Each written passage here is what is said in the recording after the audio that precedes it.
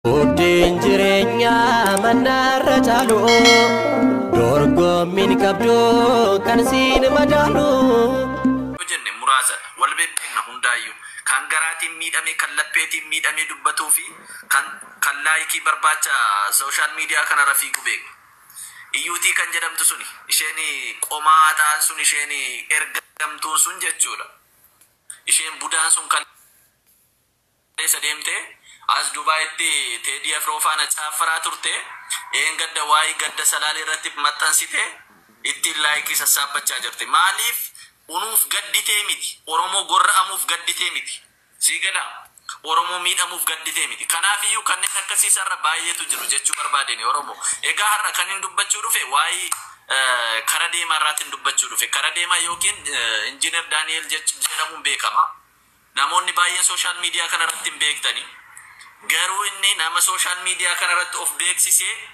ani jira akkasittiin jira akkasin godhe jedhee of beeksisu otoo hin taane nama dhugaadhaan saba isaaf dhaabbatu yeroo ammaa kana haalan taaneen gidirsuudhaaf ajjeesuudhaaf waan hin taane gochuuf jiru waan ta'eef namni kamuu sagalee ta'uufii qabna hundi keenya sagalee ta'uufii qabna nama kana oolfachuu qabna kaleessa Haacaaluun Hundeessaa kaleessa waan dhugaa dubbatee fi kan inni ajjeefame waa tokko miti bar yakka godhee miti bar dhugaa dubbatu ifatti baasee waan gaafatameef interview godhame dhugaa dubbatu waan ifatti baasee dubbatee fi rasaasaan galaatfatan ajjeesanii dhugaa isaas ofskani isas ajjeesanii akkasumas jaalwattee Urgeessaa halkan fuudhanii kan isaan galgala dhaqanii harkaaf duuba harka isaa duubatti hidhanii maal hin taane Oromoo nuti waa hedduu taane irra bar harka duubatti hidhanii kan isaan ajjeesanii achitti dhiisanii fi jaalwattee Urgeessaa maaliif waan inni dhugaaf dhaabbateef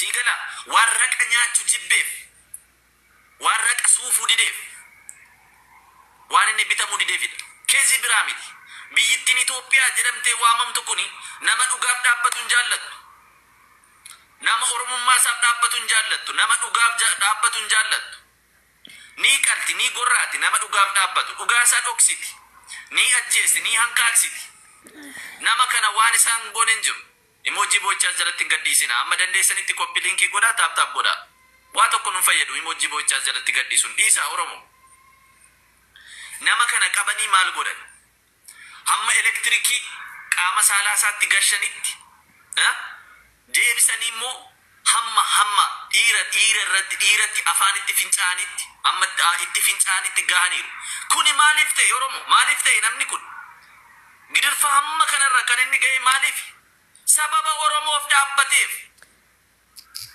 namni kun injiineriidha nama baratedha nama sammuu qabudha nama biizinesii mataa isaa hojjetee jiraatudha akka barbaadu wanta gaarii nyaatee wanta gaarii dhugee wanta gaarii uffatee fo'aa jedhee jiraachuu ni danda'a siigala jireenya mataa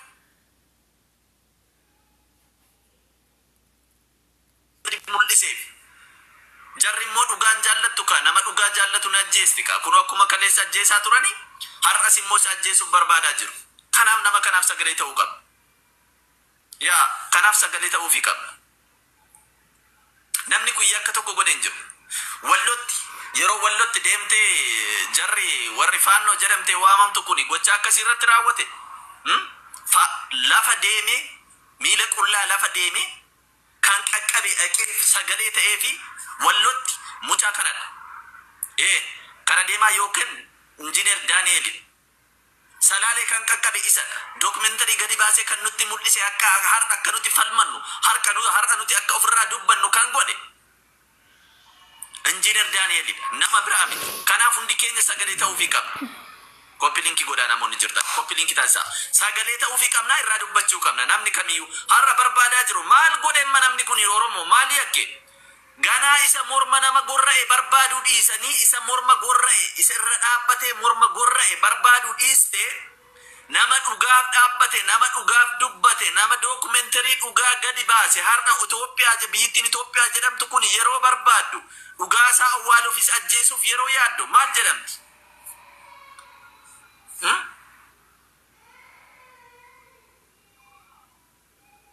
kanneen akka Fayyisaa Leellisaa fa'aa bineensa budaa nama nyaatu jechuudha isa raqa nyaatee isa garaasaa guuttatee akka waraabessaatti jiraachaa jiru kan dabarsee nama kanarratti poolitikaa gaggeessaa jiru siyaasa gaggeessaa jiru nama kana akka inni du'u akka inni nyaatamu akka inni ajjeefamu kan gochaa jiru siyaasa hin taane keessa galchaa kan jiru eenyu yoo jennee kanneen akka Fayyisaa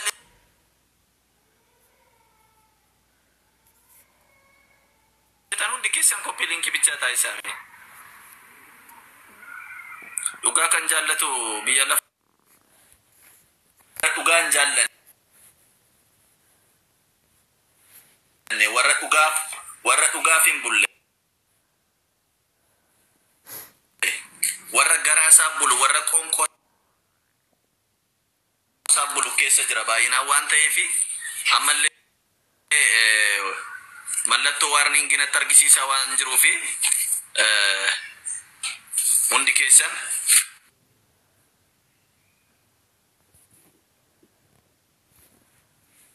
linki goda ariifadha nama saamaniif miti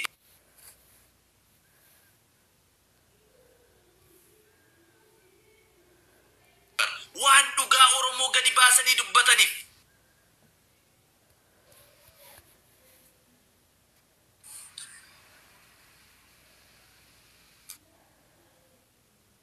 wanta biraadhattee yaaddee beektaati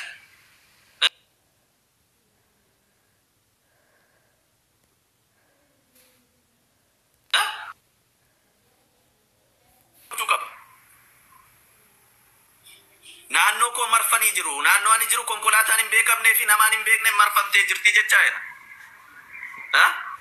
eeshi kan inni dubbate waa isa basaa kan inni dhaqee wajjin rakkate sabasaa wajjin rakkachuu fi sabasaa wajjin deemee beela'uu dheebochuun sabasaa wajjin deemee mimmaan isaa buusuuni yibbataniif waan eenyummaa isaanii dubbataniif malee waan saamaniif waan butaniif miti bar Oromoon hattuu miti hatee hin beeku bar Oromoon ajjeesaa miti ajjeesees hin beeku bar Oromoon ormayyoof keessa jiraachisa bar garuu waan dhugaa dubbateef waan eenyummaa isaa falmateef du'aa jira gorra'amaa jira har'a immoo namni kun waan dhugaa gadi baasee dubbatee fi barbaadamaa jira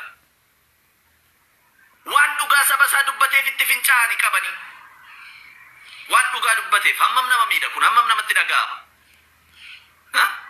ilmoo namaatti jiraatti yeroo qabdee ciibsitee itti fincootu hammam namatti dhaga'ama jira akkamii jirra joo akkamitti jirra hin jirra jennee odeessinaa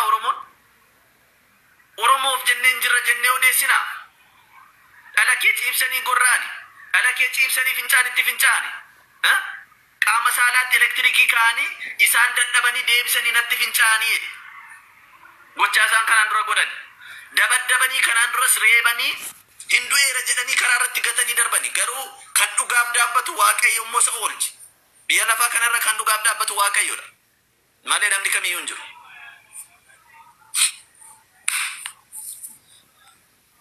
kanaafiyyuu hundi keessan adaraa Oromummaa adaraa dhiiga lafee Oromoota adaraa lafee goototaan sin qabe hundi keessan sagalee ta'aa fi nama kanaaf boru yoo dhabne nama kana nutu miidhama nama akkasii dhabuu hin qabnu Oromoo nama akkasii dhabuu hin qabnu nama akkasii of biraa dhabuu hin qabnu namni akkasii nu jalaa nyaatamuu hin qabu namni akkasii nu jalaa gidirfamuu hin qabu namni akkasii nu jalaa ajjeefamuu hin qabu barra waadaa Getaachoo mucaa kitaaba barreesse barra iyyata jedhee mucaa kitaaba barreesse amma yoonaa eessa akka jiru akkamitti akka jiru hin beeknu barra amma sooshaal miidiyaa kanarraa maalidha beektaa guyyaa 3 guyyaa 2 iyyinee dhiisna barra kanadha barra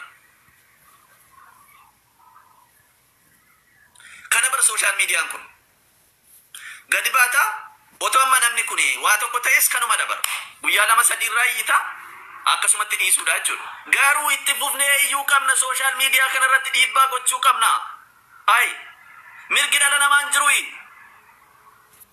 mirga dhala namaa irratti kan hojjetan hin jiranii nuyi beektota hin qabnu beektota hedduu qabna bar nuu dubbachuu qabu human right bira nuu ga'uu qaba mirga dhala namaa bira nuu ga'uu qaba hundi keenya irra taanee dubbachuu qabna social media kana jeequu qabna bakka dhaabbachuu qabu wanti kun inni tokko geemii haasaa inni tokko tapha biraa haasaa nuyi tokkoomnee hin jirru bar Oromoo Sa'aatii kanatti amma tiiktookii kanarra otoo baate inni kaan geemiyaa isaanii qabatee jira. Inni kaan immoo Oromoo ta'ee waa biraa haasa'a wanta biraa waa'ee nama kanaa irratti waa biraa haasa'a.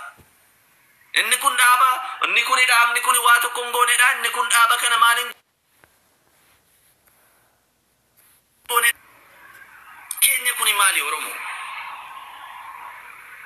Keenya kuni maali?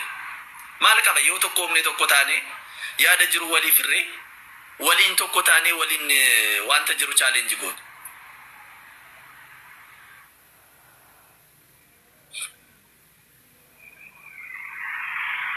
Amma yoomitti akkas warri hirree amma yoomitti akkasittiin deemna. Ajandaa biraa maaliif qabaanna? Nan gubadhe baran social media kana irratti nan gubadhe bakka ani laphee kun na boba'e onnee kun nama daa'e bakka waan hin godhun dhabe bakka as yoo deemte inni kun waa biraa haasa'a. Bakka kanaa yoo deemte inni tokko waa biraa haasa'a. Oromoo mata'ee waa biraa haasa'a. Oromoo mata'ee waan biraa sirratti haasa'a. Hin gubanne Oromoo. Inni tokko geemii haasa'a. Namitti maammee jedhamtee maqaa Oromummaa silxee maqaa maammee jedhamtu faasunarra faannoo wajjaattee jirtu faana warra jaraa faana geemii haasa'a.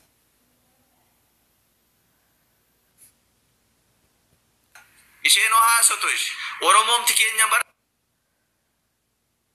Oromomti keenya ijoolleen keenya bar social media kana live banatanii wanta biraa haasaa jiru bar viidiyoo biraa hojjechaa jiru bar.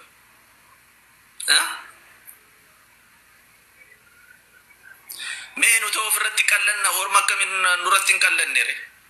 Maaliif copy linking gootanii?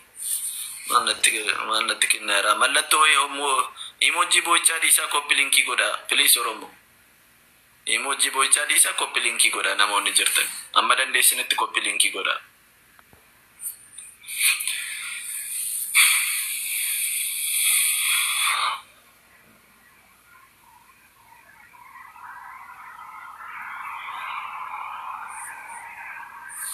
Arifaddaa copy linkii godha hundi keessan. Nama kana oolfachuun keenya dirqama Oromoo. Adaraa waaqaaf lafaa nama kana oolchadhaa. Wanta narra dubbadhe kun ela seenaa sinittaa ta'u. Namni kamiyyuu sagalee taanee fi dhiibbaa goone nama kana oolfachuu qabna. Suura kaasi warri jettan suura kaasi dhiisaa waanuma sinitti fakkaate naasa'inaa. Suura kaasuun maal fayyada gaafa fadwee yoo suura isaa keessee sirra haasofto amma jirutti sagalee ta'uu fi qabna. Maaliif suurri isaa ka'a? Yakka maal godhe? Maal yakke namni kun amma ummataaf saaf sagalee ta'ee dhugaa jirtu gadi baase dhugaa jirtu dubbate malee waan inni godhe hin barbaadu. Hinate mitiin bute miti bara. Hateera buteera nama qaleera nama ajjeeseera nama najjeesni nama qalle nama bunne bar warri nama qalani warri nama ajjeesan illee kunoo jiraachaa jiru bar akka barbaadan dubbachaa jiru bar. Inni waan dhugaa saba isaa dubbateef bar gidirfamaa jira. Waan dhugaa saba isaa dubbateef bar mana isaa jiraachuu dadhabe. Waan dhugaa saba isaa dubbateef bar mana isaa keessa jiraachuu dadhabe. Waan maal godheef waan dhugaa saba isaa dubbateef waan dhaqee warra rakkate wajjin rakkateef. Sigada.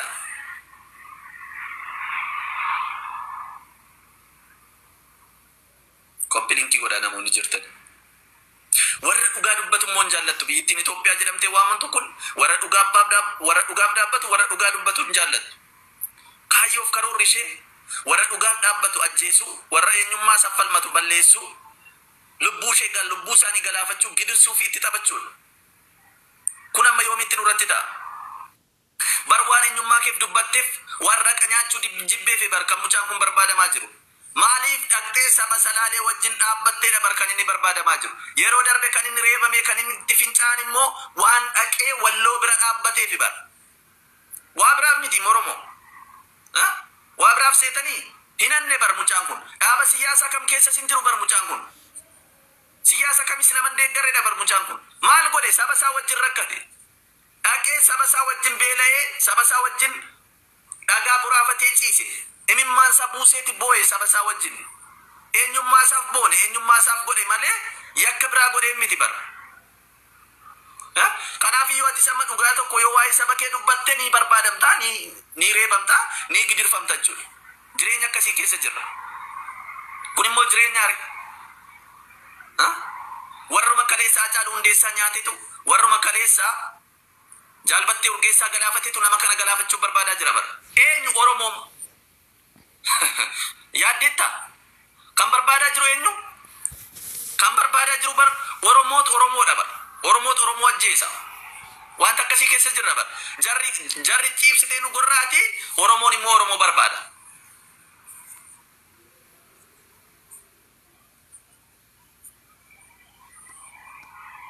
Sigada.